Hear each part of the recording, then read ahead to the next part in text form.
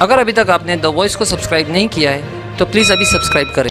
हमारे इस वीडियो के स्पॉन्सर है बुराक हर्बल क्लिनिक, जहां सभी प्रकार के कैंसर, डायबिटीज, हार्ट डिजीज और थायराइड का मुकम्मल इलाज होता है, वो भी बिना किसी साइड इफेक्ट्स के। एट बागे Yusuf, first floor, Nashik road, Chavindra, Bhiwandi. और कोटर गेट शाही गुलाब वाले मोहम्मद भाई का ख्वाजा गरीब नवाज जूस सेंटर, जो कि मशहूर है अपने ही बनाए हुए फ्लेवर्स केसर, शाही गुलाब और बजूरिन के लिए, जो आपको मिलेंगे कोटर गेट मस्जिद, इमाम अहमद रजा रोड, भिवंडी। हेलो फ्रेंड्स, मैं Firoz Memon, The Voice news में आप सबका स्वागत है।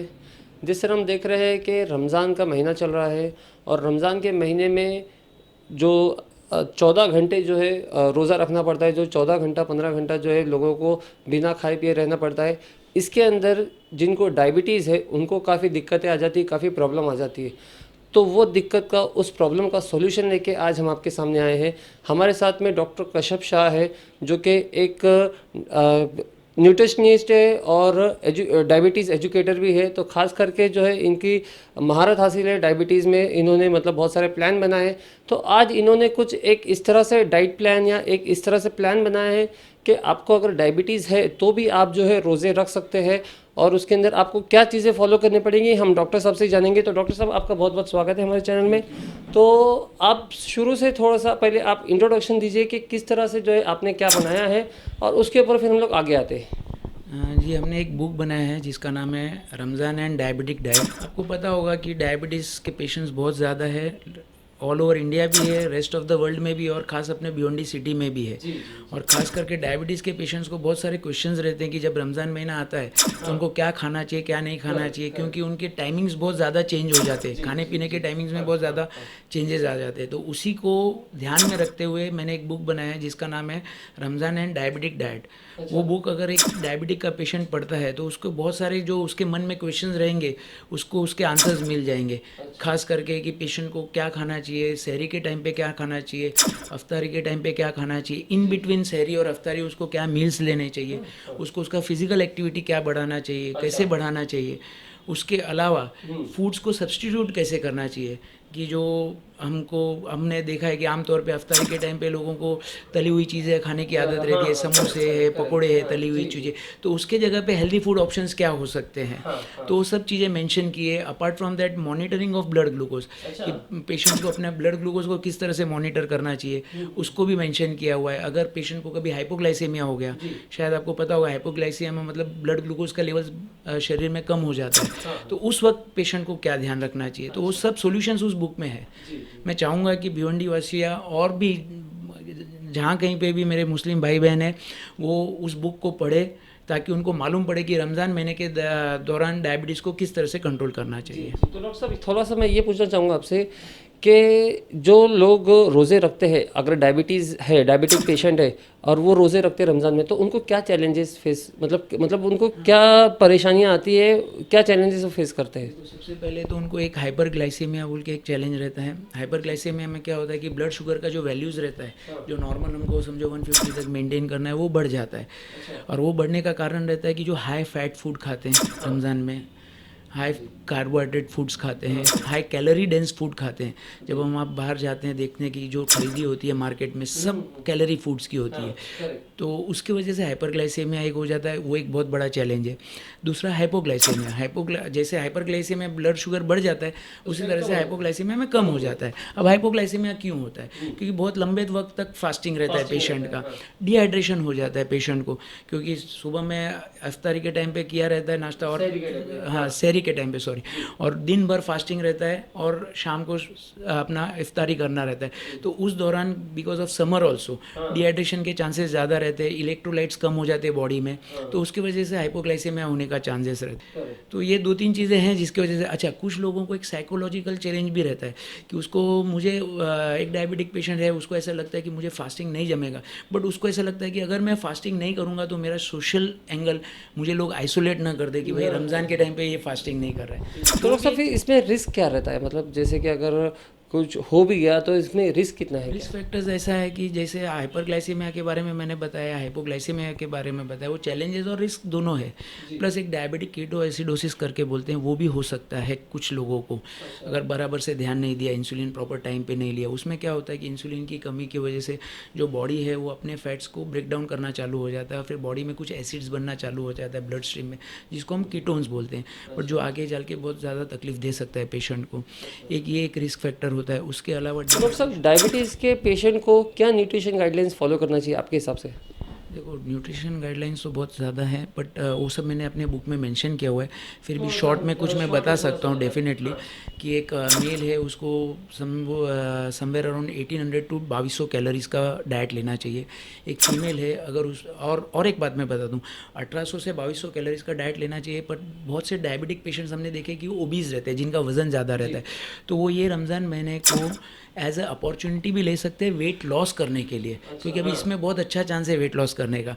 तो जिनको 1800 से 2200 कैलोरी की ज़रूरत है, अगर वो दिन भर में 1500 कैलोरी ले तो उनको वेट लॉस में भी हेल्प मिलेगा, क्योंकि at the end of the day physical activity obviously कम हो जाता है ड्यूरिंग रमज़ान। वैसे ही फीमेल्स को जिनका हाइट 150 सेंटीमीटर के ऊपर है, उनको 1500 से 1800 कैलोरीज का ज़रूरत रहता है।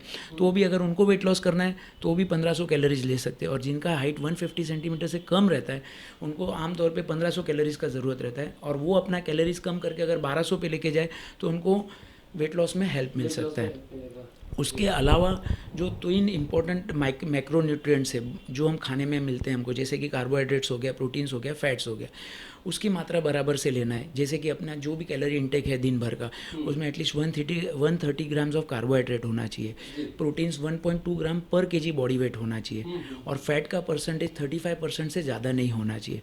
और कार्बोहाइड्रेट्स में बहुत ज़रूरी है, ध्यान रखें कि सिंपल कार्बोहाइड्रेट्स नहीं यूज़ करना है, कॉम्प्लेक्स कार्बोहाइड्रेट यूज़ करना है।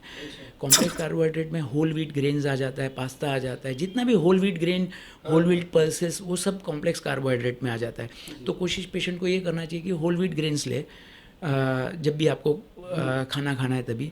और प्रोटीन्स में लीन फिश, चिकन और लेग्यूम्स और बीन्स और pulses, high protein food use करना चाहिए, ताकि फास्टिंग की वजह से कभी कभी लीन बॉडी मास लूज़ होने का चांसेस रहता है। तो अगर आप अच्छे प्रोटीन्स लेंगे तो वो आप लीन बॉडी मास को भी प्रिजर्व कर सकते हैं।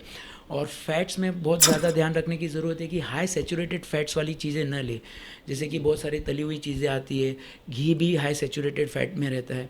तो कोशिश ये रहना चाहिए कि ऑलिव ऑयल यूज़ हो, देसी घी भी हाई सैचुरेटेड, हाँ, उसमें भी 50% सैचुरेटेड फैट्स रहता है। तो कोशिश ये होना चाहिए कि ऑलिव ऑयल यूज़ करें, या जो बीन्स अपने जो दाल के, हाँ, ग्राउंड नट ऑयल यूज़ करें। तो अलग अलग तरह के ऑयल्स को मिक्स करके भी आप यूज़ कर सकते हैं। और जितने भी हाइड्रोजनेटेड ऑयल्स रहते हैं, वो जितने भी पैकेज्ड आइटम्स आते हैं उसमें सब हाइड्रोजनेटेड ऑयल्स का यूज़ होता है, तो वो बहुत ज़्यादा नुकसान करते हैं डायबिटीज़ के पेशेंट्स को। तो पैकेज्ड आइटम से परहेज़ करना चाहिए। कोशिश ये होना चाहिए कि बाहर खरीदी भी नहीं करें। वैसे भी कोविड का टाइम चल रहा है, तो बाहर निकले तो आप अपने हेल्थ को भी रिस्क देंगे। उससे अच्छा बेटर ये है कि आप जो भी खाना बनाएं वो घर पे ही बनाएं। तो डॉक्टर साहब, ये तो हो गया खाने की बातें।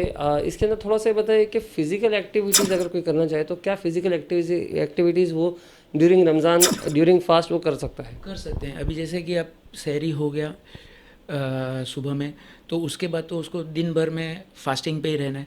तो जैसे ही इफ्तारी का टाइम आता है तो सबसे पहला तो उसको ये ध्यान रखना है कि उसको सिंपल कार्बोहाइड्रेट्स लेना है। सिंपल और कॉम्प्लेक्स कार्बोहाइड्रेट्स में फ़र्क है। जैसे मैंने थोड़ी देर पहले बताया कि आपको खाने के टाइम पे कॉम्प्लेक्स लेना है, बट इफ्तारी के टाइम पे आपको सिंपल लेना है, क्योंकि आप दिन भर फास्टिंग में है तो आपके बॉडी को ग्लूकोज की ज़रूरत है। तो उस टाइम पर आप जो खजूर वगैरह लेते हैं, डेट्स लेते हैं, फ्रूट्स लेते हैं, वो सब सिंपल कार्बोहाइड्रेट्स में आता है। जैसे वो ले लिया, उसके बाद आप फिजिकल एक्टिविटी परफॉर्म कर सकते हो। उसके बाद तरावी की जो नमाज रहती है, उसके बाद भी आप फिजिकल एक्टिविटी परफॉर्म कर सकते हैं। की नमाज एक सेल्फ फिजिकल एक्टिविटी है, तो बहुत बेहतरीन फिजिकल एक्टिविटी है, क्योंकि उसमें बेंडिंग है, बोइंग है, नीलिंग है, फिर राइजिंग है, और ये रिपीटेड साइकिल्स में होता है।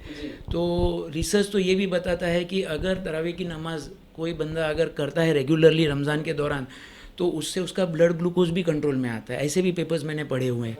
तो वो तो अगर कोई बंदा करता है तो उससे बेस्ट एक्सरसाइज कोई है ही नहीं। और उस एक तरह से अपना नमाज भी हो जाता है, प्लस अपना फिजिकल एक्टिविटी भी हो जाता है। ये डॉक्टर साहब ने बहुत बढ़िया बात कहा है कि जो तरावी की नमाज है उससे भी जो है बाकी के जो ब्लड सर्कुलेशन वगैरह है वो कंट्रोल में रहते हैं, तो इसके लिए तरावी की नमाज जो डायबिटीज़ पेशेंट है तो उनके लिए ये बहुत ज़्यादा फ़ायदेमंद है। तो ये मैं डॉक्टर साहब के बिहाफ में मैं बोल रहा हूँ कि ये उनके लिए भी बहुत ज़्यादा फ़ायदेमंद है। तो इंशाल्लाह कोशिश ये की जाए कि हमारी तरावी की नमाज ना छूटे। जी डॉक्टर साहब आप कंटिन्यू कीजिए। और उसके पहले फिर जब शहरी के टाइम सहरी के पहले भी कर सकते हैं। और कोशिश ये होना चाहिए कि जो इफ्तार जो रहता है उस टाइम पे आप 30 to 40% आपका जो भी डेली कैलोरी इंटेक है वो कंज्यूम करें। 10 to 20% इन बिटवीन होना चाहिए। इफ्तार और सहरी के बीच में जो डिनर का टाइम रहता है उसमें 10 to 20% आपका कैलोरिक कंजम्पशन होना चाहिए। तो ये एक लेमैन के हिसाब से मैं पूछ रहा हूँ कि ये कैलोरी कैलकुलेशन किस तरह से मालूम पड़ेगा? कैलोरी कैलकुलेशन थोड़ा सा कॉम्प्लेक्स सब्जेक्ट है, फिर उसके लिए आपको आके मुझे मिलना पड़ेगा और कंसल्ट करना पड़ेगा। इफ्तार के टाइम पे आपको सिंपल कार्बोहाइड्रेट्स लेना है और सहरी के टाइम पे आपको कॉम्प्लेक्स कार्बोहाइड्रेट, क्योंकि कॉम्प्लेक्स कार्बोहाइड्रेट लेने से फ़ायदा ये होता है कि उसमें ब्लड शुगर फास्ट नहीं बढ़ता है और वो लंबे टाइम तक आपको फीलिंग ऑफ फुलनेस देता है। तो डॉक्टर साहब जो आपने बताया है जिस तरह से अगर कोई ये न्यूट्रिशन डाइट अगर फॉलो करता है तो डेफिनेटली उनका जो ग्लूकोज लेवल है वो कंट्रोल में रहेगा। डेफिनेटली, क्यों नहीं कंट्रोल में रहेगा, नो डाउट। डाइट एक इम्पॉर्टेंट पार्ट है, उसके अलावा उसको स्ट्रेस फ्री रहना है, फिजिकल एक्टिविटी जो है थोड़ा बहुत वो परफॉर्म करना है, प्लस उसको रेगुलर मेडिकेशंस लेना है। देखो 3-4 चीज़ें कॉर्नरस्टोन है, इंसुलिन है, डायबिटीज़ के लिए पेशेंट्स के लिए मेडिकेशंस है, डाइट है, स्ट्रेस फ्री लाइफ है और फिजिकल एक्टिविटी है। अगर ये सब चीज़ें चारों चीज़ों पे अगर अच्छे से कंसंट्रेट करके पेशेंट काम करता है उसका लाइफ बहुत अच्छा जाता है। डॉक्टर साहब यहाँ पे आने से पहले ना हमने कुछ लोगों से सवाल भी किया था कि जो ये है डायबिटीज़ जो डायबिटिक लोग हैं तो हम उनसे सवाल किए थे कुछ के क्या पूछना चाहिए डॉक्टर साहब से। तो हमारे को ना कुछ सवाल आए थे, कुछ क्वेश्चंस आए थे, तो मैं चाहता हूँ कि वो आपके सामने रखें ताकि लोगों को भी क्लियर हो जाए कि अगर उनकी जो है वो लाइफस्टाइल उस तरह से है तो उनको भी उसका आंसर मिल जाएगा। तो सबसे पहले एक लेडी है, वो उनकी एज 33 साल है, तो उन्होंने कहा कि मुझे तकरीबन 4 साल से डायबिटीज़ है और टाइप 2 की डायबिटीज़ है वो बता रहे थे, और वो 10 मंथ्स प्रेग्नेंट है। तो क्या उनको फास्टिंग करनी चाहिए क्या? देखो सबसे पहले तो उनको कॉन्ग्रेचुलेशंस कि she is pregnant right now. और रही बात फास्टिंग का, देखो प्रेगनेंसी के पहले से उनको डायबिटीज़ है, ठीक है, तो she is already at high risk. क्योंकि एक प्रेग्नेंट लेडी जो पहले से डायबिटिक रहती है और when she enters into pregnancy ना तो वो हाई रिस्क पेशेंट में चले जाते हैं, but still she can do fasting Ramzan के दौरान। बट वो निर्णय जो रहेगा वो उनके डॉक्टर को कंसल्ट करके लेना चाहिए। एक 50 साल के युवक है, तो उनका कहना है कि रिसेंटली जो है वो डायबिटीज़ उनको डिटेक्ट हुआ है, मतलब डायग्नोज हुआ है रिसेंटली, तो क्या वो फास्टिंग कर सकते हैं? उनकी एज 50 साल है, तो क्या ऐसे में वो फास्टिंग कर सकते हैं? डेफिनेटली, क्यों नहीं कर सकते। अभी रिसेंटली अगर उनको डायबिटीज़ डायग्नोज हुआ है तो उनके डॉक्टर ने उनको मेडिकेशंस पे चालू किया होगा, और मैं उम्मीद करता हूँ कि वो अपने मेडिकेशंस के हिसाब से उनका जो भी ब्लड ग्लूकोज वो अच्छे से मॉनिटर कर रहे होंगे, तो डेफिनेटली वो फास्टिंग कर सकते हैं और बहुत अच्छी तरीके से कर सकते हैं। खाली उनको जो मैंने गाइडलाइंस बताई हुई है बुक में वो उनको फॉलो करना ज़रूरी है। तो क्या डॉक्टर साहब वो फिर फास्टिंग के दौरान ही अपनी मेडिकेशन जो है वो कंटिन्यू रखना है क्या उनको?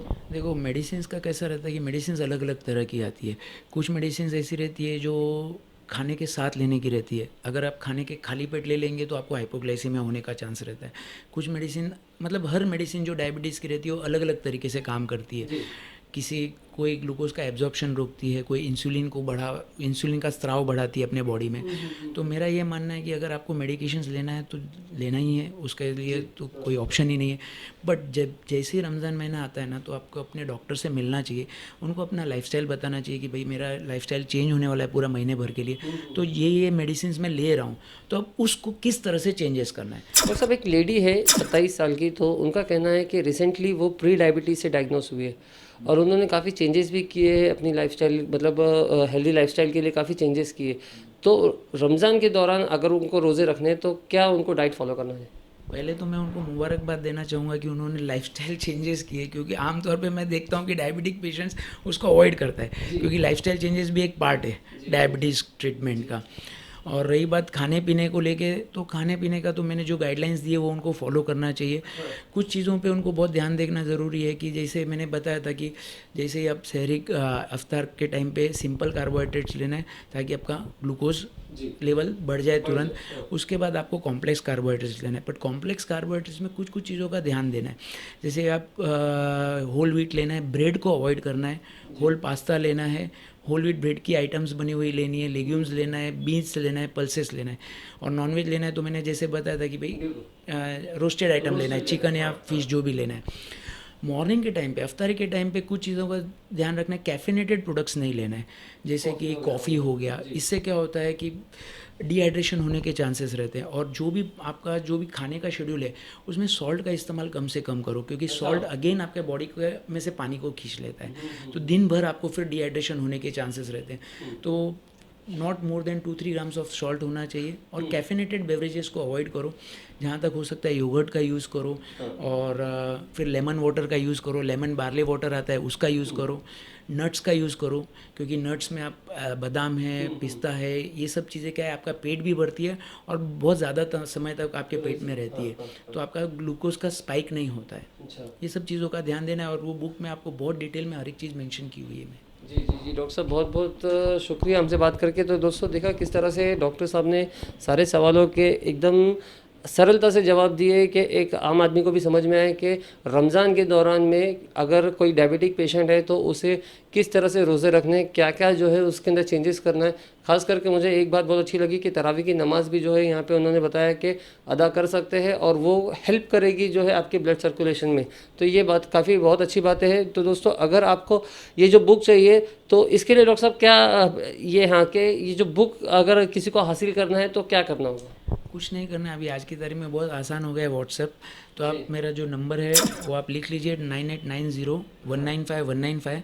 उस नंबर पे आप मुझे व्हाट्सएप कीजिए कि मुझे ये बुक की ज़रूरत है, मैं आपको मेल कर दूंगा। PDF फॉर्मेट में, इजी टू अंडरस्टैंड लैंग्वेज में है। जी जी जी जी बहुत बहुत शुक्रिया डॉक्टर साहब हमसे बात करके। तो दोस्तों हमारे साथ ऐसे ही बने रहे। मैं Firoz Memon, The Voice News से। Thank you.